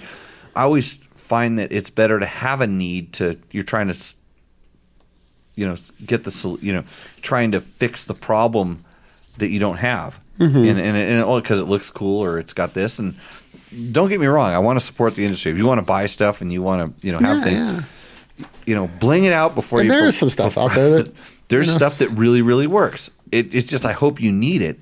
If your bike works perfect and your wrists are good and your forks are good, you don't need flex bars. And I'm the biggest proponent for those things for certain things. They make good forks bad. And a lot of times there's a characteristic of forks that I don't like, usually being a little initially stiff. You put flex bars on, like the old KTM 4CS forks. You could put flex bars on your motorcycle, and those forks actually weren't as bad because the bar would do the work that the fork wasn't doing, and then also run a little negative air pressure in there. That's another trick. But yeah. Okay. So yeah. George says I didn't mention equilibrium when I was on tires. Of course I did. Yeah, you did. I said the equilibrium. George was probably like pouring himself a tequila, which I need to do right now. Pontificate. I don't know what that means either, Victor. Oh, that's when you get up on your pulpit. I know what that and you usually held there by force. And then you tell them what the hell they should be thinking. All right. Next, we got one more from Gabriel Kopp. Next free question. Yeah, for free question, but no $2 words like pontificate. JD Jetting explained, what is the best setting for the WR250R with big gun exhaust, flapper mod stock air filter? Oh, flapper mod and stock air filter. So, Gabriel Comp, since in my infinite knowledge of everything and just being able to answer anything just off the cuff, I have no freaking idea. Whatever you took it out of the box in. The cool thing about the JD Tuner is that you get to learn what you like, right? It will do it. It has really good instructions that explain, and my video that you watched explained what the different settings do and how they feel and how you should approach this. So I know you want me to say green 2, red, blue 4, red 6. I know you want this, but I can't tell you that because I would have to have your bike with your tuner, and then we could ride it and do a couple things but. What's a flapper mod? Is that where they cut the airbox open or something? Big gun exhaust scares me, but and like WR250R, is that the street kind of the streetish one? I'm not actually sure. I didn't know they had an R. Yeah. So from what I know of R, it doesn't belong in front of WR. So the flapper mod, I suspect on that one, some sort of an emissions device that's doing something someplace. Yeah, I don't have a lot of experience with those. Uncorked or whatever they call that. Uncorked, yeah. So, I can't give you that. I don't know. I like to say I don't know when I don't know. Should we go to do some those commercials? I believe we should because it is 8:15 commercial time. Commercial time. And we'll come back with Rooster Endo. Hey, excuse me, Victor. Pontificate. Okay. Get out of the house. Adelanto Grand Prix is back. March 18th through 20th, the stadium will be rocking. Bikes, quads, side-by-sides, pit bikes, kids races, and more. $15 weekend passes, camping available. It'll be a weekend full of pure adrenaline. Brought to you by Best in the Desert and the formal king himself, Ty Davis. Come out on March 18th through 20th and enjoy the family fun. Get more info at AdelantoGP.com. What's up, Moto Buddies? Mike here from Taco Moto Co. What is the Taco Touch? It's the best service in the industry. Virtually 24/7 tech support via email or text, and it's like having a dirt bike doctor on call every day of the year, helping you fix your bike or recommend parts or setups for you. If you've ever received an order from us, you know that the Taco Touch extends to our fulfillment, and our orders come with the coolest stickers that you've ever had, buying parts from anybody before, and a handful of root beer barrel candies. All of our Taco Moto co-branded components come with a no questions asked lifetime warranty, and we'll even extend out the warranty of other manufacturers, OEM, and aftermarket parts where we can, sometimes for life. We test and tune endlessly and exhaustively and obsessively. We're trying to destroy everything that we can before you get your hands on it to look for weaknesses and to improve it or to make recommendations to the manufacturer. And if it's something that doesn't meet grade, then we don't offer it on the store. Everything that we carry is something that we have personally used, tested, and ridden and raced and knows meets the high Taco Touch demanding standard. Go out and get some adventure. Welcome back. Commercial breaks were awesome as usual. I watched every single one of them with I just was staring at the screen. If you listen to it, it was a little bit of music, but we had odds from Yamaha, Taco Moto. Where's my list? Oh, where's that first sheet? You threw it away over there. This one? Yeah, all those things. Trail Tech. By the way, I guided my way through the Mojave Desert on a Trail Tech Voyager using the buddy tracking, so my buddy wouldn't get lost. And I found out that I wear my buddy out about halfway through the day. I gotta actually get a couple more buddies, and then that we can interchange them so we can go riding. The Adelanto Grand Prix. Do not miss the Adelanto Grand Prix. Coming up soon. Ty Davis is actually in the chat. Oh. Yeah. Oh, he has stainless steel pipes. Wait, maybe it was Ty that made them. I think he says he made them. Yeah, that's funny. Oh, we're gonna go back. I'll dive into that one. Yeah, that looks Scott Sports was using the light transition lenses, which were awesome for my ride. Climb. I have a system with Climb. Like I used their 1.0, the Aggressor 1.0 under stuff, because when we started riding, it was like 36 degrees. And then in the middle of the day, it was 70, which is a big temperature change. And combined with that and having the Dakar pants that have the big zip down things, I can open up and it flows air through there, and that stuff doesn't heat up that much when there's a little bit of air flowing through it. So check out climb.com. I know stuff is back ordered and it's tough to get right now, but hey, welcome to this world. I was going to order some Mojave gear. Their stuff is coming real soon. And if you really want to get it, call customer service and tell them you really want to get it, and they'll put you on the back order list, and you will get it. Yeah. DDC. My DDC sprockets never fail me. They support land use issues. I like that. And again, sometimes hard to get, but well worth the wait, so order early. Taco Moto is sponsoring our next segment, by the way. Yeah, he is. Yeah, Roost or Endo, where you can win a $100 Taco Motor certificate to buy all the stuff that you don't need for your motorcycle. But he has it, and you should buy more of it. But actually, I'm going to go on Taco Moto and get some stuff. Are you going to get the underwater kit? No. Have you seen that on there? Does he have an underwater kit? He's got a kit to ride your Well, hay-bike. they have everything you don't need. I just told you this. Well, there's one thing you probably don't need, but that's pretty much a goof. If you ride in Alaska, you need it. Oh no, it's a goof. It's this, but I mean, it's not a goof. It's anybody would ride should under, check it out and get a pretty good. It's clever. Anybody would ride underwater, it would be me. I would try it. Yeah. So maybe I'll check it out. Yeah, it's he's probably got the same kit that the world record holder. Is it $999? No, it's north of that, my friend. I want to say it's about $3,500. I'm going to get to Ty's thing. Going back to stainless steel pipes, he made a signature series stainless steel pipe back in the day. Pros and cons: it took a day to make. They cracked at the seams unless you knew the trick. And Randy Bevins knew the trick how to weld them up. On the dyno, they made half horsepower more, thinner material, so it sounded better, and better sound harmonics and lighter. Factory bikes are super thin materials. Let's see. Factory bikes are super thin steel pipes, and that's why they always sounded cool. I know this too. Stainless steel is stronger, and it held up better off-road, like a lot stronger. Stainless steel pipes don't rust. Dubach loved how it worked and told me it was the best pipe he tested. Funny thing is he wanted another stainless steel pipe so he could duplicate it. Ty's sending me a picture. So maybe it was one of Ty's pipes I tested. I know I tested one at some time, and like I said, they were different. And that tink. I kind of remember. I don't remember exactly, but I'm thinking it was that really tink. You know when a two-stroke tinny sound. You know what two-stroke sounds like? It's gonna seize. I think the stainless steel pipes sound like that all the time. maybe made you roll your throttle back a little bit. Yeah. So, hey, Victor says buy the underwater kit for the next LA B2V. I bet you LA B2V is not going to go across the Mojave River, the world's driest river with one wet spot. I was going to say, that thing has water in it. I've never seen it.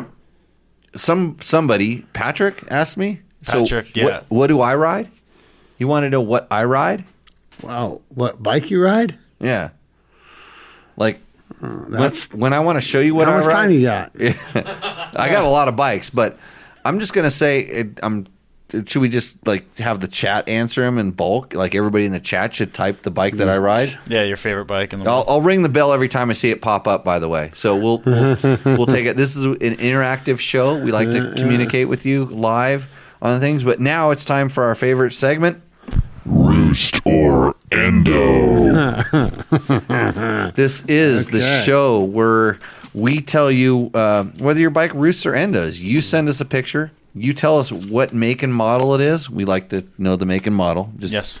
So we don't have to guess. I don't think we ever got confirmation on that one bike that we weren't sure was real last week. Thank you, John. Mark, what? Of KTM 500? Yeah, on my days where I don't feel so sporty. Come on. Big Johnny got her. Yeah, Johnny straight away. The big boy. John's ridden my Fusaberg. Oh, ding. He'll never be Johnny the same. getting more dings. No more dings. He understood the assignment, as they say. Oh, he's going to wreck this show.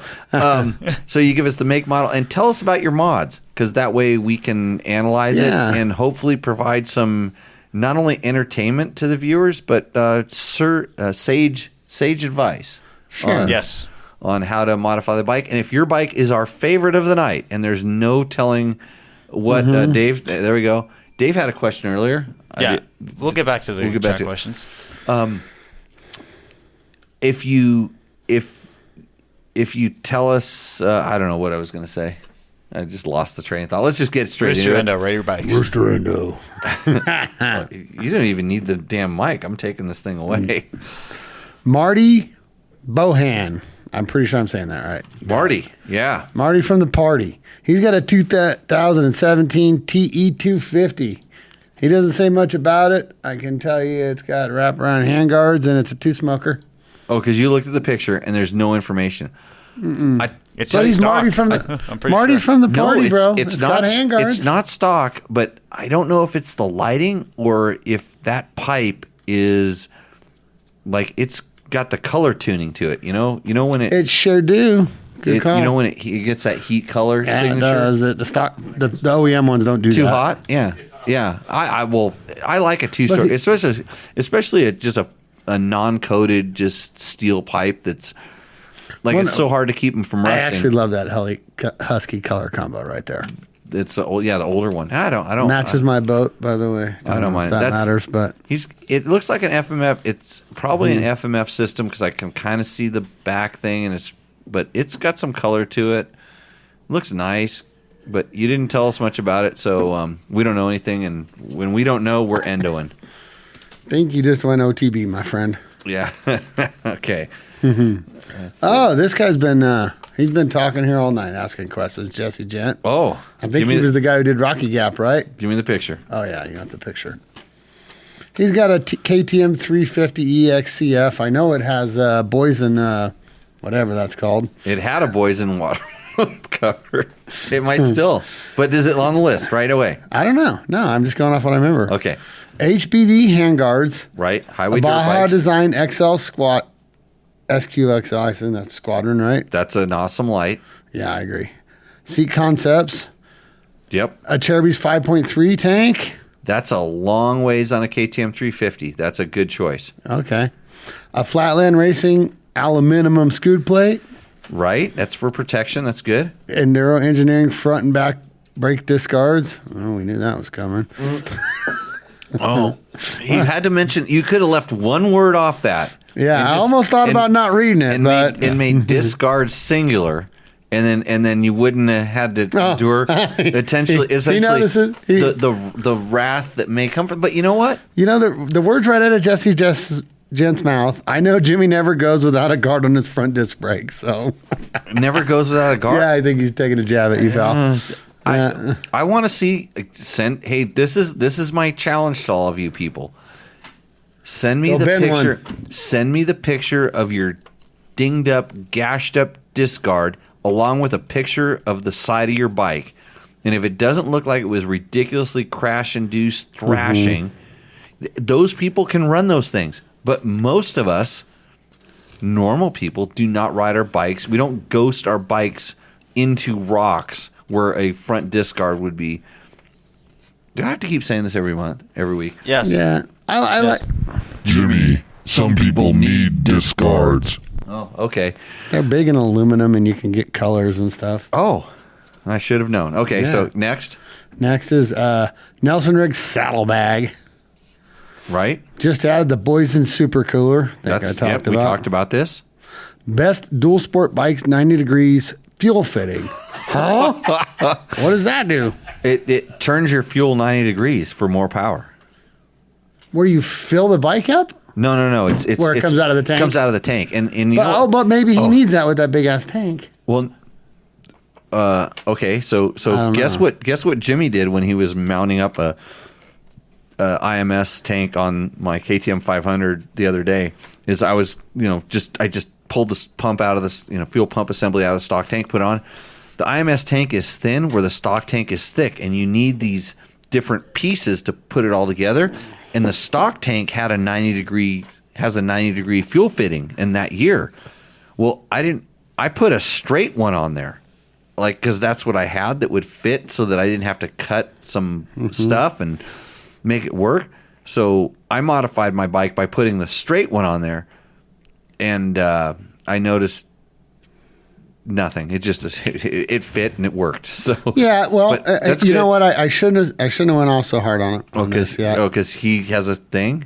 Because he pulled a Jimmy like you did last weekend, and he blew a fuel line on the trail, and decided to replace the line with a 90 degree fitting for better protection. So it sounds like it may be this is absolutely 100% the right reason to do it. They tried it. It's funny because they tried to sell this part for this particular year bike because the fitting comes out straight. I took one off an old KTM and put on a new KTM that goes straight, and it makes your hose hang down straight and do a turn as opposed to kind of contour with the tank.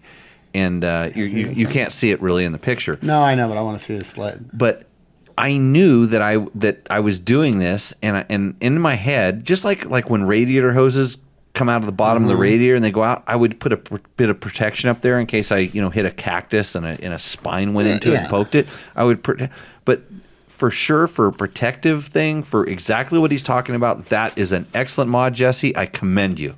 That's what you just made me eat my front disc guard. Mm-hmm. Yeah. I think you leveled out the front disc guard. Yeah. So okay, next. Are you going to put one on your 1090 or a 10,090, whatever the hell that thing was that was spurting fuel all over the place last weekend? I'm putting a zip tie racing fuel filter that integrates into the stock clamp. I have the parts sitting in the thing. I got it from Rottweiler Performance like 2 years ago, knowing that would fail it someday. It wasn't just a regular fuel line. It was a fitting or something. No, it actually cracked the stock plastic fitting because there's a little bit of tension on that hose. I'll get it. Yeah. So a zip tie racing product there. I'm putting on there. Where are we going? Paid full retail. That's it? Yeah, that's it. There's more stuff. Jesse, you didn't talk about your heat shield for your bags. That's pretty awesome. That's a smart. You didn't talk about your protection on your side covers. Are orange. That's a smart thing. That's additional protection from your aluminum skid plate. What year is that bike? That's an older one, right? That looks like a 2014, 15, something like that. Still. Yeah. No, I think your bike roos. I agree. I like it. It looks familiar. It looks a little familiar, but it looks with that some of those mods that are doing something and other things that may not be doing things. I like it. I like it. Yeah. And you're a regular viewer. That gives you bonus. Pen. I'm not going to do that. Right Jesse, even the voice of Matron likes you. Next. Oh, Jeremy Lucy, 2021. That's the 6 days. That's all I can see. He said he submitted a spreadsheet with it that was too long and hard to read. Oh, wow. As you look at the bike, is this up there? Oh yeah. Let's see her. This So is yeah, when I asked him for She's a a list of mods, 2021 500 EXCF 6-day. that's good. And then They make a 6 days in a dual sport? yeah, all the 6 days are EXCs. Dude, I can. Wait, EX. Hey, you were talking about those black swing arm guards? They're right there, bro. I have them. Yeah, I think it looks like there probably could be a spreadsheet. What does he have for a front tire? Did you have the spreadsheet handy? give me 2 minutes. I can pull 2 minutes. because it was. Do we have another one that we can go on to? Yeah, we do. Yeah, Well, I'll- Matt's I busy can over there. park 'em. I He's can gonna park be 'em. he's gonna be punching keys and stuff like that. We're gonna go to the See next that one, thing. Matt, and then we're gonna go back to the spreadsheet dude, to Okay. Jeremy. Give me Here we the. got Son O'Neill, Bill O'Neill. Oh, there you get your picture. I like the look of that already. Oh, that's a 150 or 125. You're on it there. It's new bike day for me, Bill. Congratulations. 2022 125 XC. Bulletproof designs, anodorge radiator, and rear disc guards. Waiting Good choices. He's waiting for the front one to come in. It was on back order. Are those on back order? No. That's the best thing ever. Waiting for the plastic skid plate with linkage guard. I assume that's an Acerbis probably. 0.2 hours on it for now. So That is a sweet ride, bro. Yeah, baby. I'm you know who's really jealous? No, Logan's into 4-strokes now, isn't he? he just He switched. you ruin him with all these damn bikes around here that he rides, and he comes home. Oh, what are these, Dad? We're doing a 250. All this, and I'm like, he goes on a bike with got every. Trevor's lining up the 250 4-stroke off-road comparison. So we're gonna There you have go. we have the new Honda, we have the Yamaha, I think we're gonna get a gas, and I think we're gonna get a Kawasaki. So it's a real wide range of bikes, and He does really right now got the hots for a 350. so we'll let him ride all the 250s and see how that works. But what was our name here? That is. You threw it on the floor. Because I got mad about you giving That bike roosts no matter what. I don't care who it is or whatever. That's a rooster. I don't care what anybody says. Here's a pin. That's, KTM's are back to orange frames. I'm cool with that. Here you go. Pin that thing. If I was to buy, Don't get it too close to the Husaberg though. You're going way deep on that Yeah, thing, I'm going and there. it can't go. It can't go in front of that bike that Ricky really liked. That Honda. That's it. Right down in between there, and a little bit over to the. Yeah. So that'd be the bike I'd buy. So for when like you're 2022. listening to this and you're wondering Not what the heck are they 125 talking XC? about? We have this incredible board built by your son, Logan, in his wood shop where they finally let him use some cutting tools. Mm-hmm. Yeah, and we have pictures of all these awesome bikes that have graced our presence, and we've talked a little bit about them. And I'm really waiting for the spreadsheet, Matt. I thought you were quicker on the digital things. Oh, I have it pulled up. I'm just trying to save it so I can show why I said it was hard to read because it's literally a black spreadsheet. Oh, Like, that's it. whoa. It's hard to read, right? Holy crap. Oh, he's saving Yeah, okay. power. Oh, he has the price on everything. Yeah. Oh, and then he has purchased Oh. and installed and yes and no's. Tally that. Most thing. of it's yeses. What's the tally Wait, on it? wait a minute. Yeah, does it accumulate the things on the bottom? Bob, if you get any closer, you're Subtotal. going to be on a camera. Subtotal is 3,859. Oh, were you trying to give me some more booze? No, Jimmy dropped the paper, and I think it's right there. Oh, we Oh. don't care. We moved on. Oh, Yeah. I took a gander at this thing So yeah, his total is $3,859 of mods. of mods. There's got to be more than that. Not that bad. No. Okay, I want to know about the front wheel. What he's definitely put some different rims. It does not say the model. It just says mounted with tubeless. Mounted with That- yeah, does that- it okay, so here's what I'm seeing in this picture. Pop that picture back up on the frame, Matt. This is important. So to me, it looks like he's gone to a 19-inch front wheel. Does that make sense to you? Can you see that? Oh, that's what you're. Yeah. I don't know if it's the camera angle, but this It is the could be kind of an weird. angle. The this- rear does look slightly small too, but done as much as this. Let me pull up the spreadsheet. So it's interesting. What's the exhaust on that thing? 'Cause I That's know a it's- unique exhaust, right? He's got the wrappy thing around it. Oh, I'm not that's sure the, what like a PC cart. I'm not sure what the wrappy thing, the plastic A wrappy P3 thing carbon. does. What do they do? Oh, so you don't scratch your muffler when you fall over on that side? Dude, I needed something on the lower part of my fork, like right there by the dust seal, because I got blown over by the wind yesterday. What's been spent more money on in this world? Guarding pipes or pipes? Oh, pipes. You sure? Yeah. Exclude racers. Oh. Guarding pipes or pipes? Take racers out of the question. No, that's a good question. Because they sent it in things. Then pipes.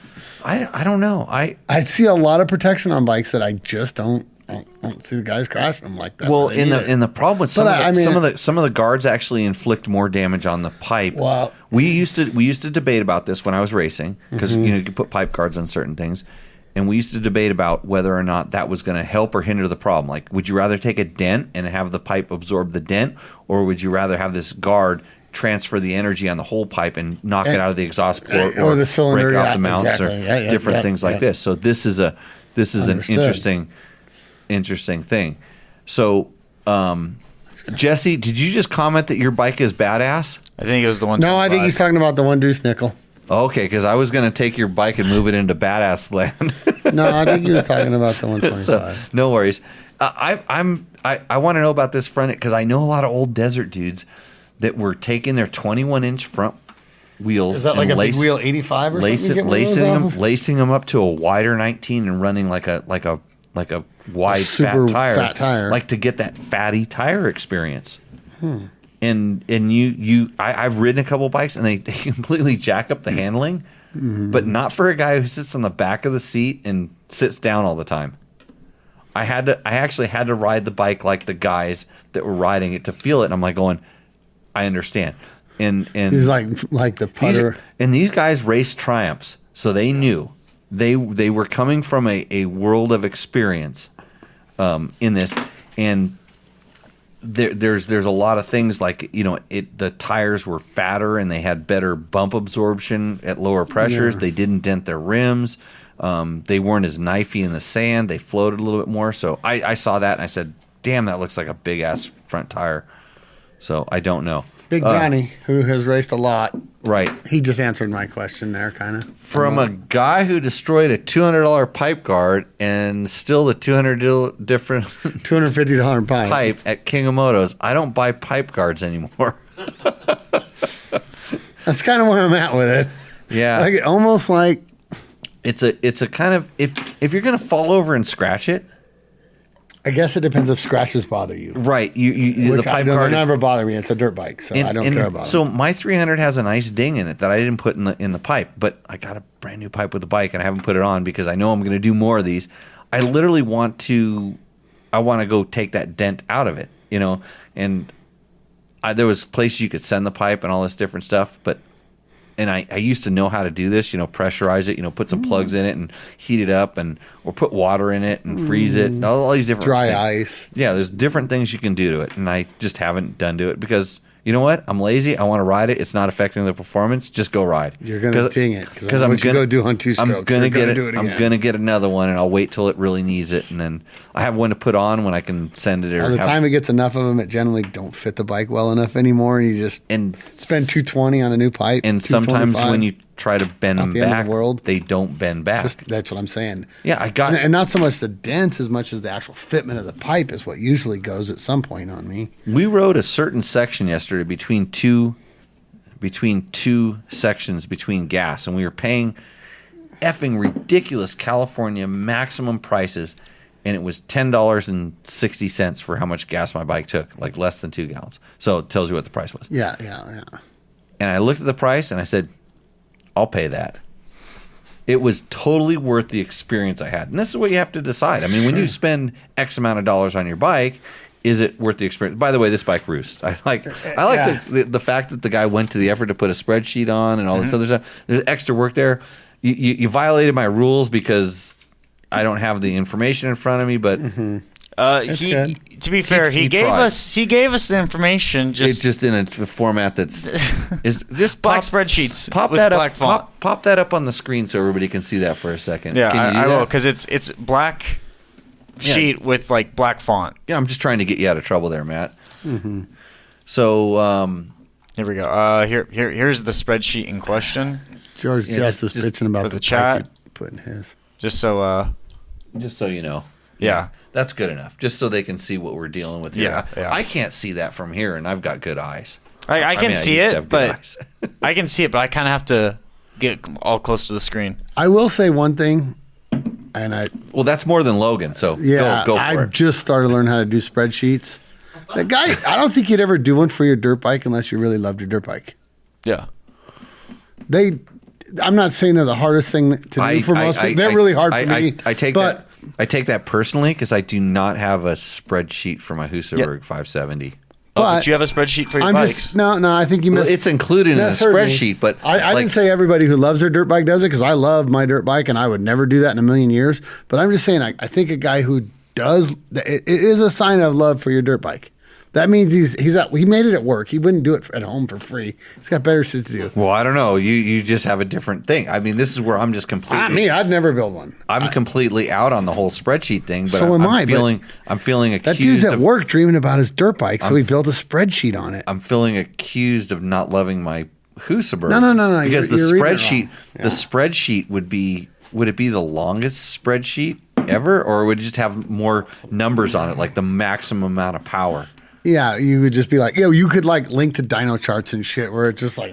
I don't like dynos, but No. But when you're talking, but my ass dyno would like just I have a spreadsheet and it would be correlated with the sensor I have in my butt dyno that would record the amount of horsepower every time I twist the throttle, and it would blow away everybody else's horsepower numbers. Yeah, that's right. But hear me out. The guy built a spreadsheet. It means he's got to be at work dreaming about his dirt bike, and supposed to be building a spreadsheet for whatever the hell he does. We've got to pick a winner.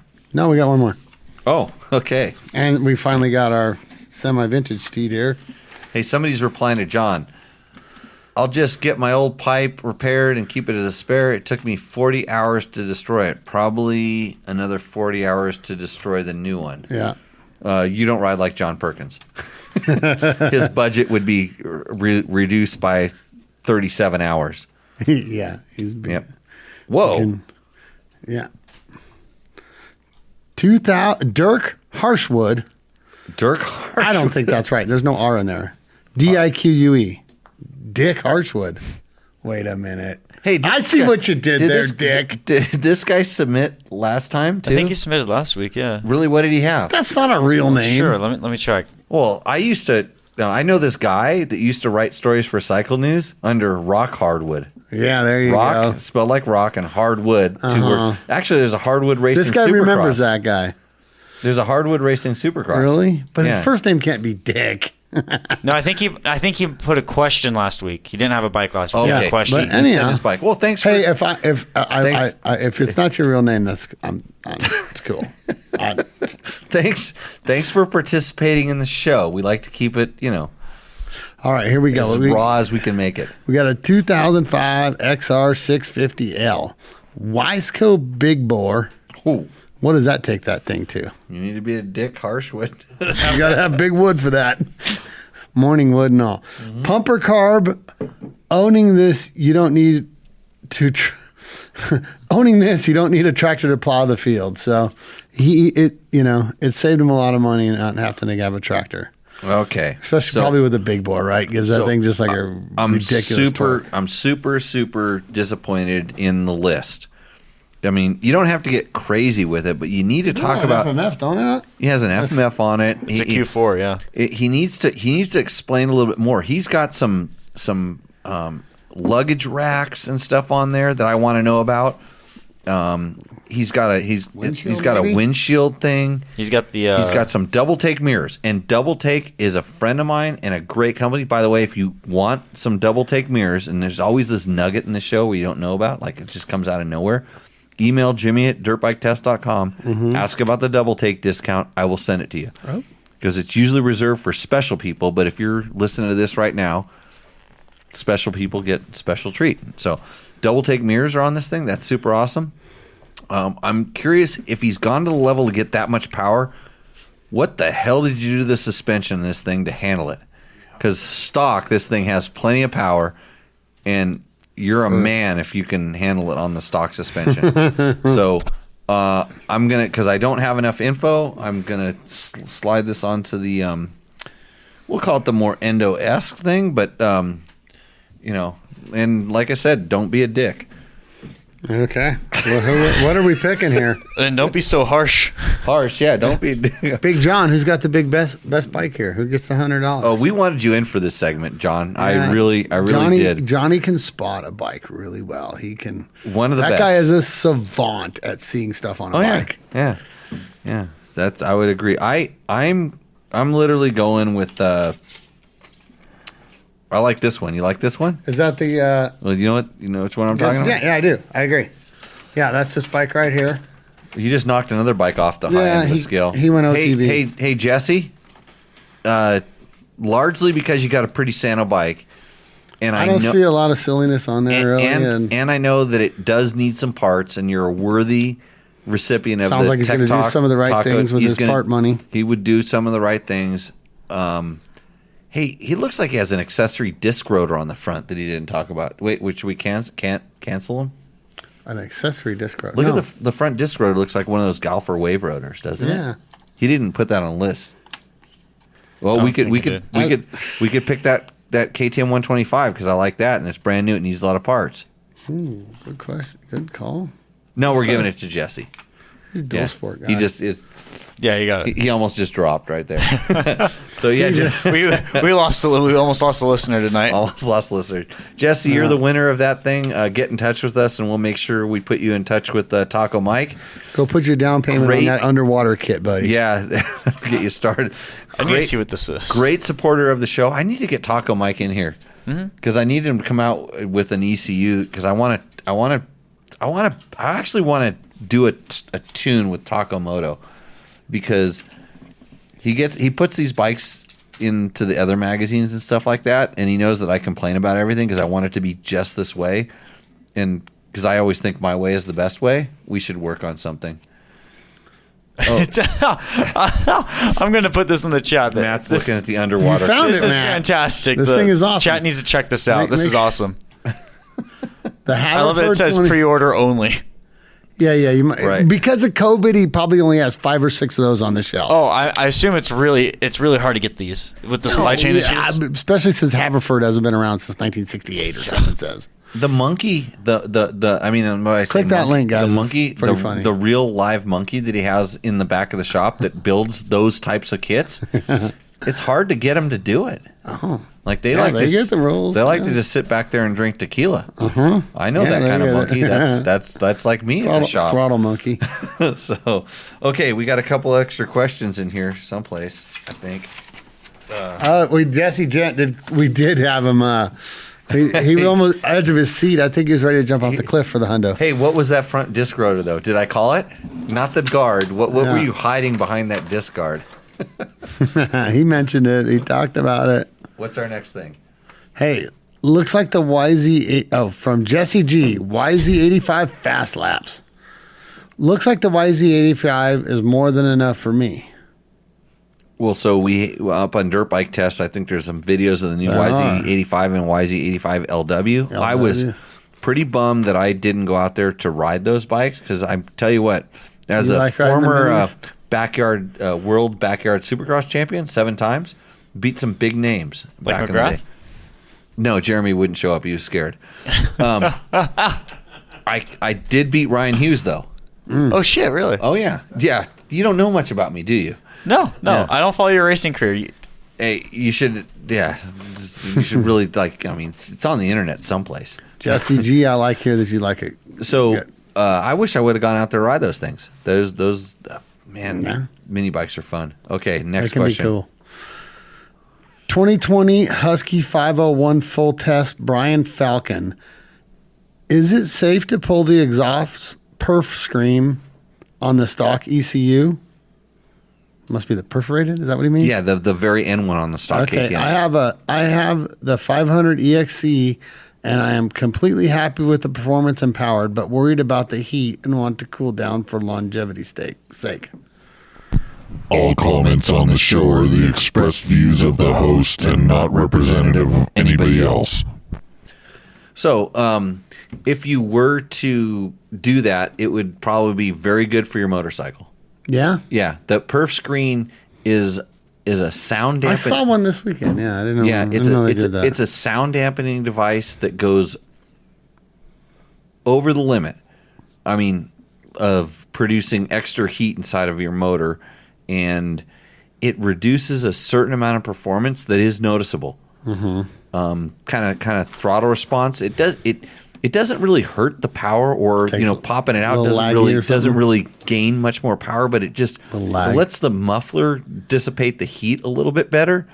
And yes, you need to kind of chisel that thing out of there. It's for competition use only.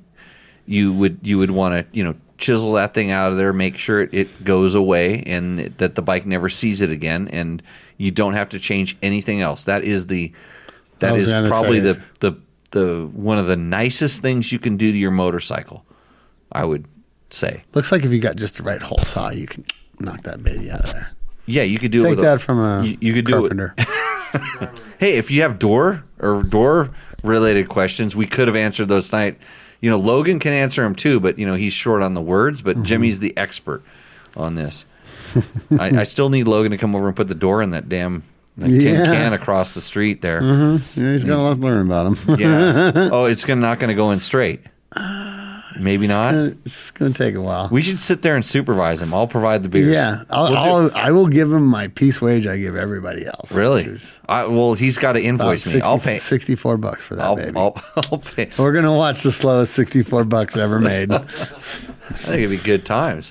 So, hey, Jesse, thanks for getting on the edge of your seat. And you said it was a stock rotor. It doesn't look stock to me. Give me that damn thing. It looks like a wave rotor on that thing. Maybe they had them for a while. Stock was the stock did have a wave rotor. Like my Husaberg 300 has a wave rotor on that. Yeah. Wait, what year is your bike, Jess? Yeah. Oh, did he not put it? No, he didn't. Oh, we can take maybe. We can take the $100 He away. didn't. Yeah. Oh, let's give it back. It's not there. Well, that KTM 125 is like it needs $100. No, we can't do that to him. We can't do that to him. No, we already declared it. He didn't put the year. If I knew the year, then I wouldn't be questioning the wave rotor. Okay, we'll give it to him. That bike's a little older than I think. Second heart attack of the night. Yeah. On the other side of the screen. Okay. I'm gonna say He's 12 or lucky 13. No, I think it's 15 or 16. I'm guessing. It was when I bought it second owner. It's a 2000. It did not the wave. 2013. I don't think it came stock. The producer got it right. No, I don't think it came stock. I think they're a little more. I think. They're a little more round. He's the second owner, so who doesn't know? Yeah, he doesn't know. It was on it when he bought it. Okay. Oh, I was right about the year. That's what yeah. I was No. referring to. Yeah. You get the gold star. Hey, I was going to. I had notes on the show. I do show notes, unlike your son, and unlike Matt, who just spends all his time turning on my lights early. I actually had show notes, and I was going to talk about the 10 tips you should do to your bike right now to make it work better. But we're running short on time, and so I'm going to save that for the next one, the next Tech Talk Taco Tuesday. I'm actually interested in that. That's just 10 things that are mostly free that you can do to your bike right now to make it work better. And I had another note. This is when you guys don't ask good questions, and I'm probably screwing myself because now nobody's going to ask questions because they're going to want this questions. One. And why I hate people on the internet that have a bad experience with a product, usually at their own doing, and then they feel the need to go and badmouth that product. And I just base this on I use some of the same products and I have very different experiences, and I wish that I had the bandwidth to go in there and ask them a few, I'll call them pointed questions on how they were using that product or what they were trying to get from it or something like this, because is either the wrong product for them in the first place or installation, maintenance, use was incorrect. And I saw if we're not careful with guys like this, the whole world is going to be the only guys are going to make parts that just change the look. Because you can't bash something that changes the look of your bike, a black swing arm protector. If you like the black color on your swing arm, you can't complain about that. You can spray paint it or put the protector on there, but you can't complain about that. So you get nervous. I just had to respray paint a bike because someone spray painted a color I didn't like. Okay, so I know this. I'm not speaking just out of no experience. I have experience with some of these things. So it would have been smarter to put a spring arm protector on it, but foot pegs. They don't make. I wanted monster foot pegs. They don't make camouflage colored swing arm protectors yet. Somebody should, because that'd be awesome. But so I had to put it back to a color that was a little more standard. So thanks, Crazy Nate. And only half the bike was spray painted camouflage, because that's the only half you see when you lay it on the ground, so nobody else can see it. The other side looked normal. Okay. USA Outdoorsman, would the KTM 500 do well in the Baja 1000? Yes. If I was on it, it would win. No, but if I was on the Husaberg, I would win by 20 minutes, 570. Do we have any other good ones in there, Matt? Oh, we had a lot. I'm just trying to get back to the start of There those. was a question that say, "Hey, moderator," what did that go? Something about, I don't know, something about a question. It wasn't anything important. George Justice had a Bassani fight for his webcam. Hey, moderator, where would a place to ask my question since it was trash? Oh, you had a trash question, Aaron? I don't know. Facebook or YouTube comments? I'm not sure where. I'm not sure what that's about. But anyway. Well, half of the questions are trash. Just look at what Victor's does. And all his questions come through. So it couldn't be that bad. But hey, David Wood, thanks you for reminding me. Ross Liberty at Factory Pike. Yeah, time to end the show. Ross Liberty at Factory Pipe Products in Ukiah, California. He definitely was a pioneer in the pipe world, for sure. One of the guys. I mean, when you start talking about pipe guys, you talk about Donnie Emler, talk about Mitch Payton, and Ross was definitely one of those guys that had some really, really cool stuff. There's a few other like kind of secret guys out there. A guy from Bill's Pipes. Bill's was a guy that was always doing stuff in the two-stroke days, and it was a tough game. I mean, it was all about marketing at that point, because they all knew how to make good pipes. But like we were just talking about, what made you go with the PC over? It was like, what flavor do you want? Mm-hmm. And I've ridden bikes where, and I don't have any brand loyalty when it comes to how it performs. It's like I've ridden bikes where the FMF was much better than the PC, and I've ridden the bikes where the PC was better than the FMF, and other ones I didn't get a whole lot of chance to try some of these things, but that's the way it works. And the windmill is going over there. Bob, you're not asleep. This is strange. Do you remember Rick Ash? Rick Ash, yeah, Ash pipes? factory Honda mechanic. He built pipes for Right. everybody. Yeah, was he building them before Mitch was making them for the Huskies? I think so. Yeah, in the old days. Yeah. Interesting. So okay, with that, we're gonna wrap this show up. Wait, Victor has one. Should I talk about this or not? Hey, you're really gonna have to tune into the show live once in a while to watch Victor's comments, because some of them cannot be brought up on the broadcast. And Dirt Bikes and Stock says, rumors KTM is switching to TBI, injection at the reeds, which has proven to atomize better than TPI. TPI become the dial-up internet of this generation. That is yet to be seen. No, it's proven. He said so. Oh, well. But what bike proved it?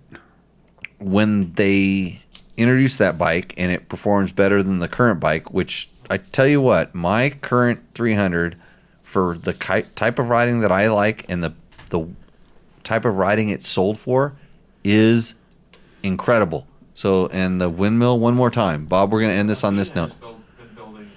Yeah, you can buy this. Yeah, you can buy this kind of system. You can actually buy a TPI block-off kit and put it on there. I think at this point it's almost as good as the 90-degree gas tank thing.